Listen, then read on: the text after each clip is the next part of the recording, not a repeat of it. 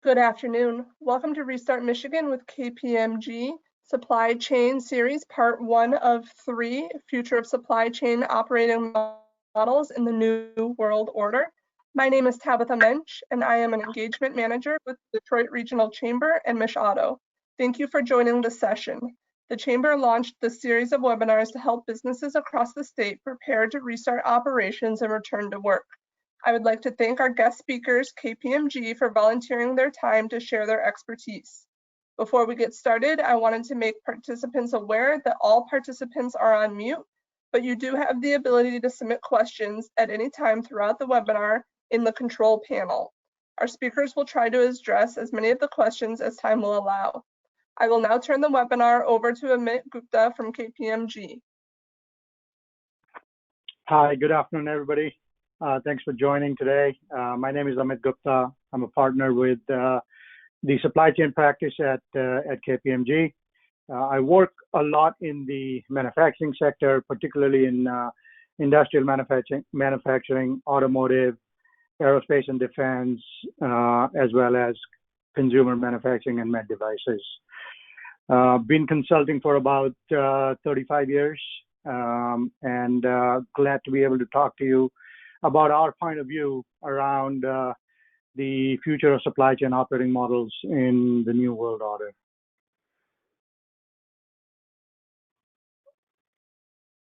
Okay, trying to advance the slide here.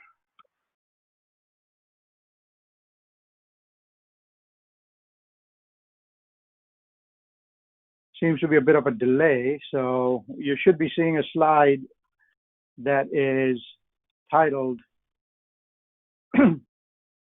Supply Chain Design for a Different Time and Purpose.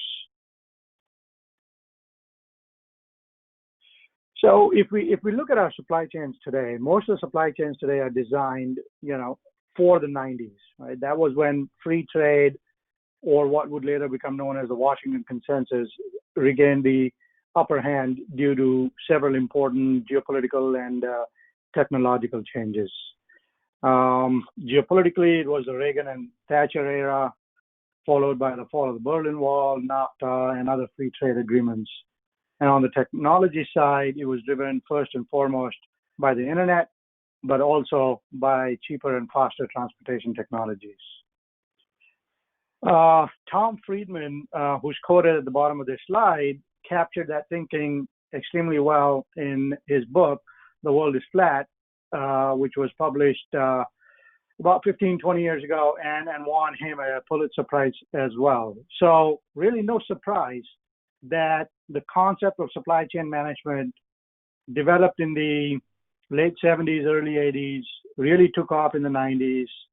And the idea was to manage all supply chain related activities horizontally across different vertical functions within the organization, right? And around the world, to better match supply and demand for goods, improve efficiency, and drive out costs.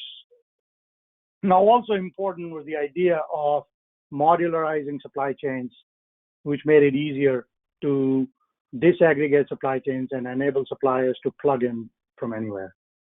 At the other end of the process is today's modular, geographically dispersed, highly efficient supply chain with components for particular product potentially coming from suppliers all over the world for assembly in some low-cost location, okay, before getting shipped to customers all over the world. So if you think about it, the most obvious example for this is the Apple supply chain. Right? So that was then. Now, as we continue to think about this on the time spectrum, we know that economic nationalism versus free trade pendulum has been swinging in the other direction for some time. Right? It's been around with the deglobalization concept.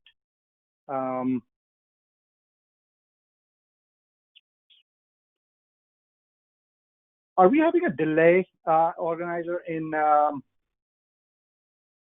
moving the slides? I don't see a delay. I see COVID-19 will accelerate supply chain rethink slide currently. Now we should, okay, let me move back to the previous slide then, which was the deglobalization one. Okay, now I see it. I think I'm the one with the, yeah, I'm the one with the delay. So sorry, let me start over again, right? So after the first slide, as we talk about deglobalization, we know that pendulum has been swinging in this direction for quite some time. There's already been backlash underway against too much globalization for at least the last decade. I think the latest U.S. administration has been very vocal about it. And the backlash has been focused more on job losses in certain sectors and directed probably more so against any other country, more so against China and Mexico than any other country, because they are the ones who've been perceived to have benefited from globalization. What all this means today in the global supply chain world is that frictionless movement of goods and services all around the world is slowing down and may even reverse to some extent. So that means that, you know, we are obviously, we've talked about the increased nationalism, economic nationalism everywhere. We've seen countries like Japan and other countries offer incentives to their companies, to their organizations to move supply chains out of China. There is the escalation of geopolitical tensions, you know, NAFTA, the US-China trade war, all of that is testimony to that. So we are seeing that there is going to be some continued deglobalization. Now, COVID-19 and the current pandemic is likely going to accelerate these trends. Most likely, it'll accelerate some trends that are already underway. So one of the things that we see now is many of us have been in this business for a long time, and we've been brought up in this world of just in time, where everything is just in time, lean, Six Sigma concepts, etc. However, we are going to be seeing more and more of what was a bad word even 5 years ago, just in case. Right? So now you're going to see companies start to prepare for what happens just in case, if something does go wrong. It doesn't have to be a pandemic. It could be any kind of a black swan event. And that's what they're going to be looking for and preparing for that.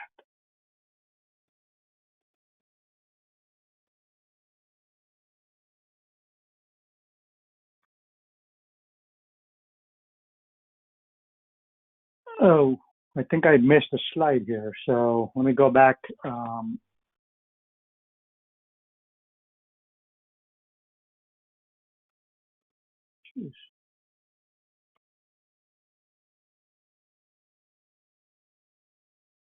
I apologize. I seem to have some trouble moving the slides back and forth. So the key question, of course, is what do you really need to do in practice, right? As opposed to us just talking about it or discussing it on a webinar. So clearly, this is going to require some planning and foresight. There are a number of challenges with that. One is around decision-making uncertainty, complexity, and risk, and the other involving various execution challenges. So there are obviously difficult decisions to make for a couple of different reasons. First, these tend to be high commitment decisions that may involve large investments and are more or less irreversible. So we need to start thinking about decisions that are what we call in the KPMG world no regret decisions versus decisions that we really need to think through. No regret decisions are decisions that you know that you would make under any circumstance. However, not all of those decisions are always in front of our eyes, and we have to be thinking about the future, and those are the ones that require a lot of planning and foresight. And those decisions are generally more complex. They deal with our global supply chain and potentially thousands of suppliers that may be in diverse countries. Third, in that aspect, you have to deal with a lot of uncertainty, especially right now. So you probably need to figure out ways in which you can reduce that uncertainty and think about what the new world is going to look like. So there could be several plausible end states under which you'd make different strategic, financial, and operational decisions. We talk about the use of modeling techniques to really understand what are the different decisions that you could make, and then preparing yourself for one or more scenarios that you choose. Another difficulty, obviously, is that as you build that resiliency, it costs money, it costs effort, and so you might be at a competitive disadvantage versus a competitor, but it's possible that over time, the financial market is going to start rewarding firms that know how to manage risks and not just firms that are low cost. So in other words, there's a much higher level of risk that firms need to learn how to manage. And that means there's a need to add new tools to your strategy toolkit, such as what I talked about, scenario planning, wargaming, and other types of simulations.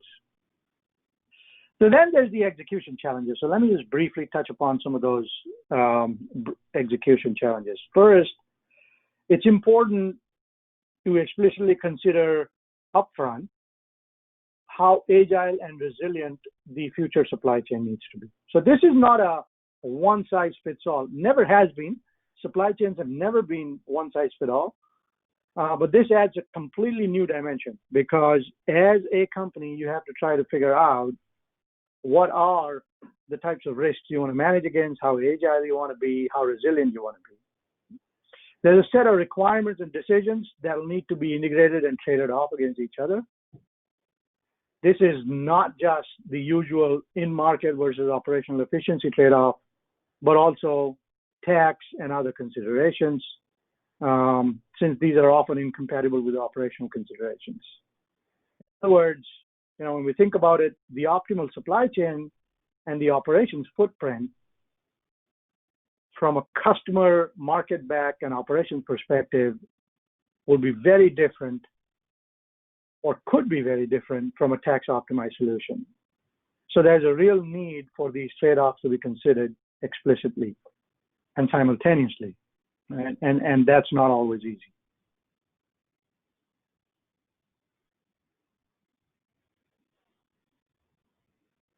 Okay, I'm going to move to the next slide, which is on the acceleration of economic nationalism. So, one of the primary outcomes recently from this pandemic is that US-based multinationals are going to have a bias towards US-centric self-sufficiency. We are seeing this manifest not just in the US, but also in other countries. And I talked about other countries offering some incentives to their companies to restructure their supply chains. However, we see this as an acceleration because, remember, we talked about earlier that this deglobalization has been, or economic nationalism has been underway for some time already. Right? So there is more and more of this balancing act: make where you sell, buy where you make approach for many years, right? This has been going on. We know that. The automotive industries has been at the forefront of this. But what's the ideal mix? We don't, for many years, companies have wrestled with an effort to find that right mix in localizing production, made even more complex in many industries with the local content standards and customer requirements. And the automotive industry knows that really well. And you guys in Michigan have seen that over and over again. But even more challenging and probably lurking deeper in your supply chains is understanding your sub-tier supply chain partner footprint. How broad is that footprint? What's the quality and compliance level in each of their plants? And that makes it really cloudy. We've seen a lot of clients ask us about how do we get visibility into our tier 2, tier 3, tier 4, tier N suppliers, right? How do we manage that risk? How do we know what are the risks that are associated with that? Now, as this work is going on, I'm going to wait for this to flip on my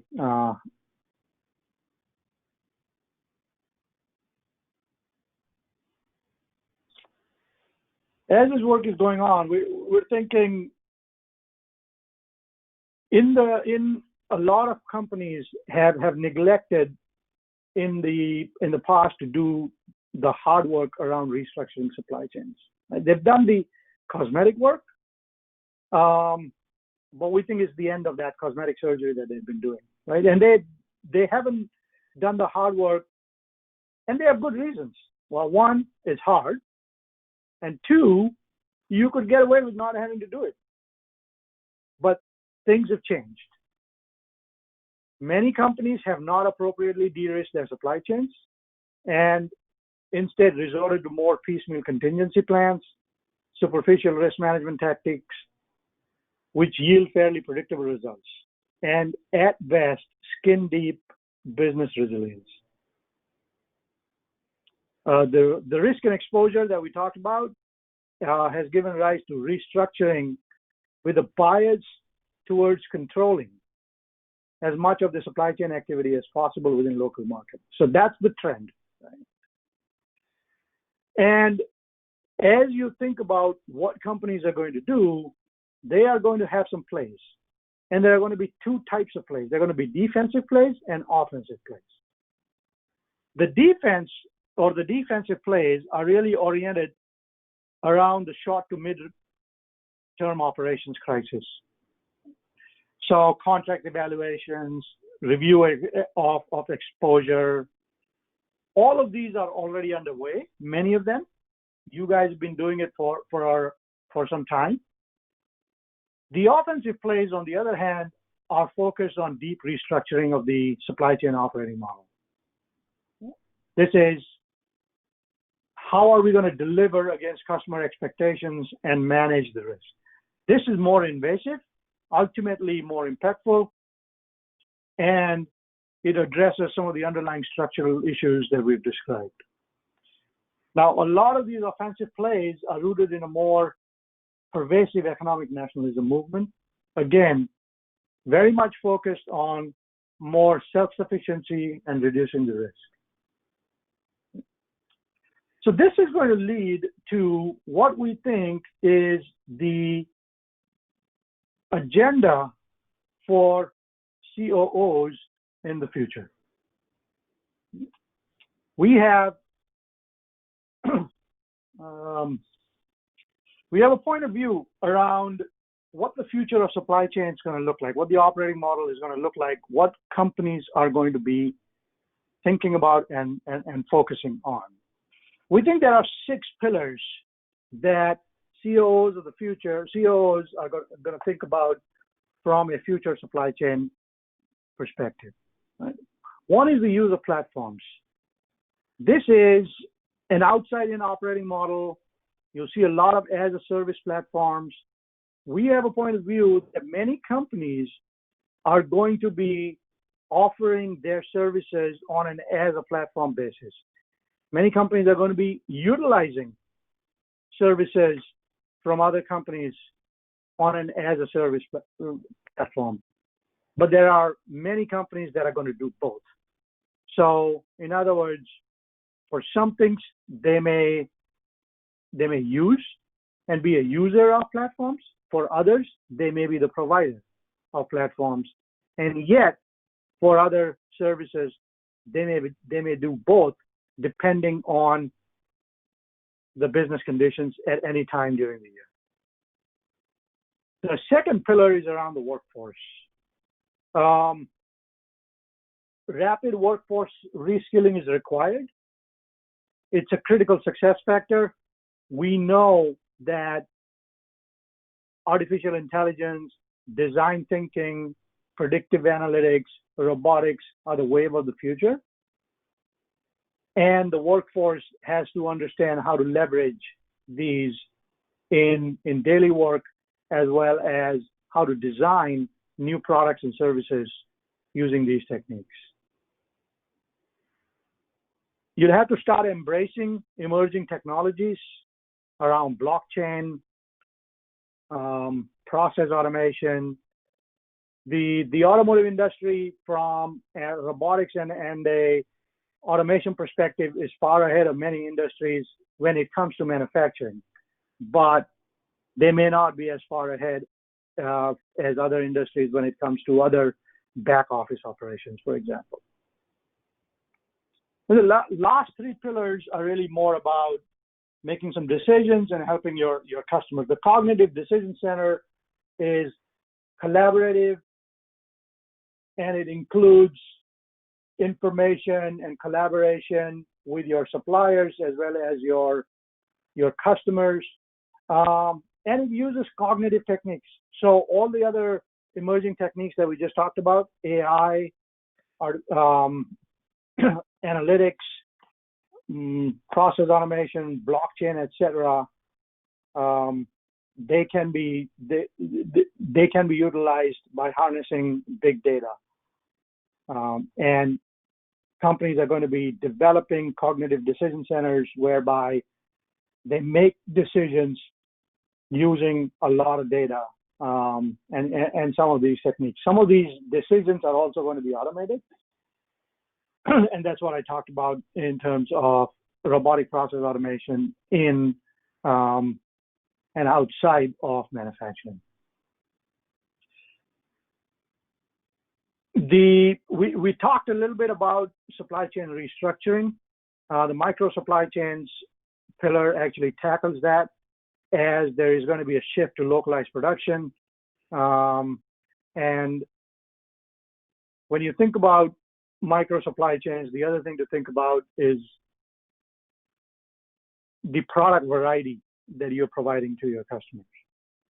And there is a balance between the value of variety as well as the cost of complexity. Variety brings complexity. So have to start thinking about what's the balance between those two. You can keep adding products and SKUs and options, but it continues to make your supply chains much more complex. So there has to be a balance. And finally, even though I should have probably started with this, is customer centricity. Customers are getting very, very sophisticated.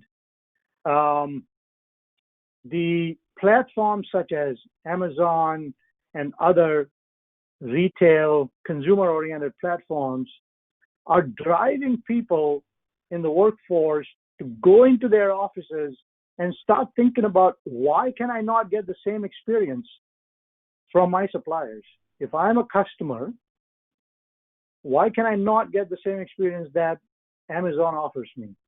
Why can I not get a quick lead time that an Amazon offers me? Now, not always easy to do so, but I think what we're saying is some of that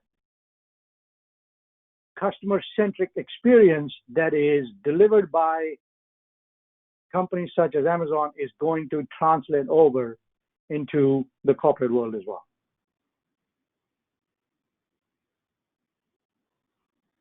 I'm not going to talk about in detail all of the 6 pillars. We've got about 5-6 minutes.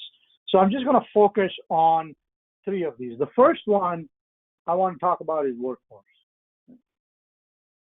Really, we can see and envision a world, and most of us do that at home already, where digital and humans coexist, right? It's employees or people less burdened with repetitive tasks.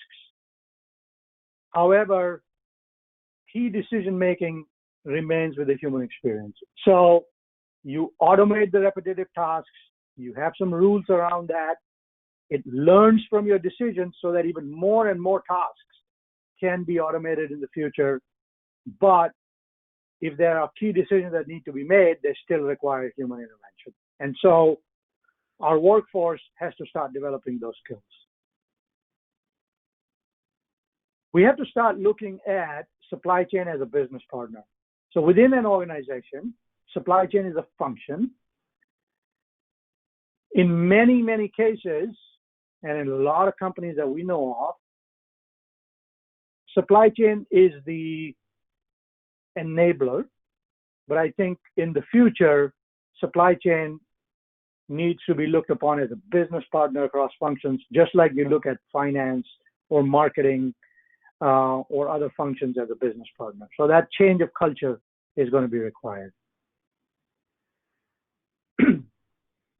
Companies are going to be developing a digital center of excellence that really focuses on what are the things they want to invest on most that gives them the best bang for their buck. And new roles are going to start developing or propping up inside of organizations. Employees may identify certain new roles, skills, behaviors, etc., that will meet the organization's targets. So we see a significant change in workforce taking place. The cognitive decision centers is an interesting concept. We've heard a lot about control towers. There are several platforms that are available, but decision making is a discipline that requires a culture and process around decision excellence. And the techniques, computers, the analytics, the horsepower, the ability to dissect data in multiple ways is now enabling that.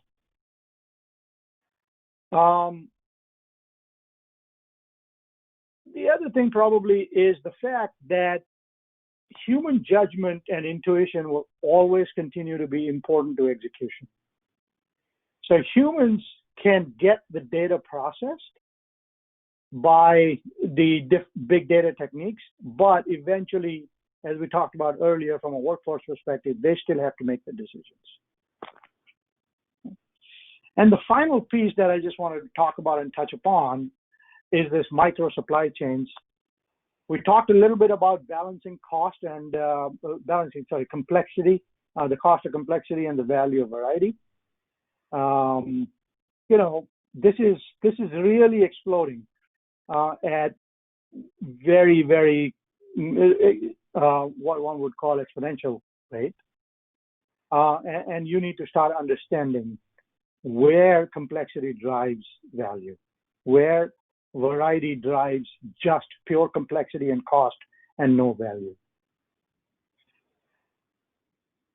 We talked about the economic nationalism. We talked about the biasness towards becoming local producers, making locally, supplying the local customers. I think we're going to see a lot more of that in terms of local production and assembly. Agility and flexibility is going to be important for supply chains going forward. We may not see that many long-term locked-in contracts anymore. We're going to see a lot more value focused around shorter-term contracts, even though there may be some long-term strategic contracts. Not saying that they will all go away, but I think you'll see a shift towards those things. And finally, the aspect of collaboration embeds itself across the fact that we talked about collaborative cognitive decision centers, we talked about platforms, and now you're going to be collaborating both up and down the supply chain. So those are the comments that I had that I wanted to share with this group. If we do have some additional supply chain sessions that are coming up on Thursday. We have this session around supply chain resiliency. We talked a little bit about that today. You'll get a much more in-depth understanding of how you get better at preparing for disruption management going forward. I think our team will talk about, what are some resiliency models, some risk management models that we've developed. And then on Tuesday, a week from today, we have a webinar on cognitive control towers. And that will talk about how do you unlock this value of supply chains as they begin to utilize intelligent visibility, decision-making, big data, and so on. Okay, I think it's time to open up for questions.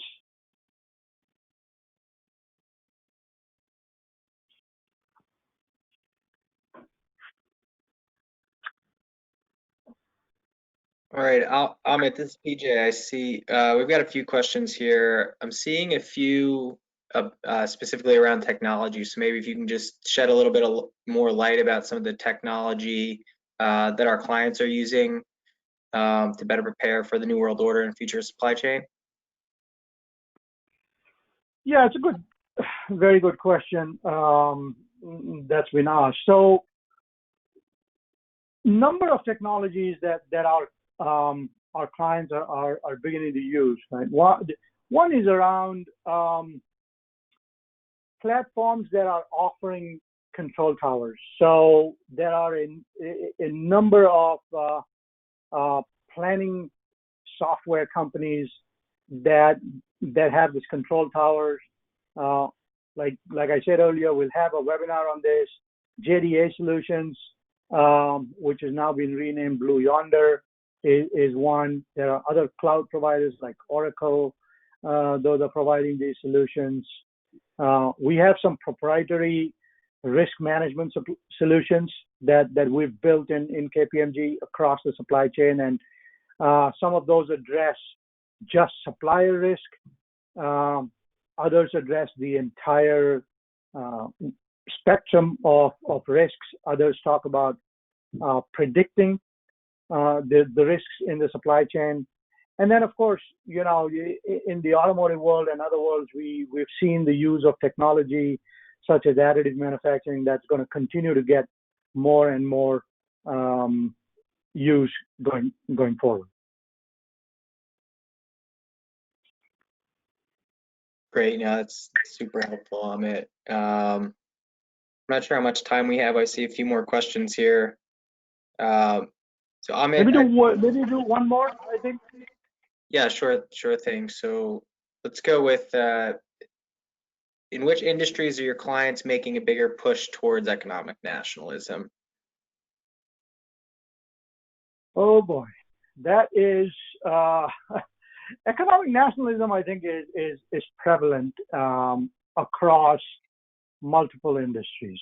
Right? So, in a recent survey, we found that 64% of manufacturers are saying that reshoring is very, very likely in the pandemic. Right? I think it's in clearly manufacturing of all kinds of things. So discrete as well as process manufacturing. We're going to see that in chemicals. We're going to see that in a little bit more in automotive and aerospace. We are seeing that. I was recently talking to a lot of chemicals executives, and they were definitely talking about moving production of certain chemicals, especially key chemicals and specialty chemicals, back to the U.S. So we see this across the board, but I think automotive, chemicals, as well as aerospace are some of the key ones. That's great. Yeah, thanks, Amit.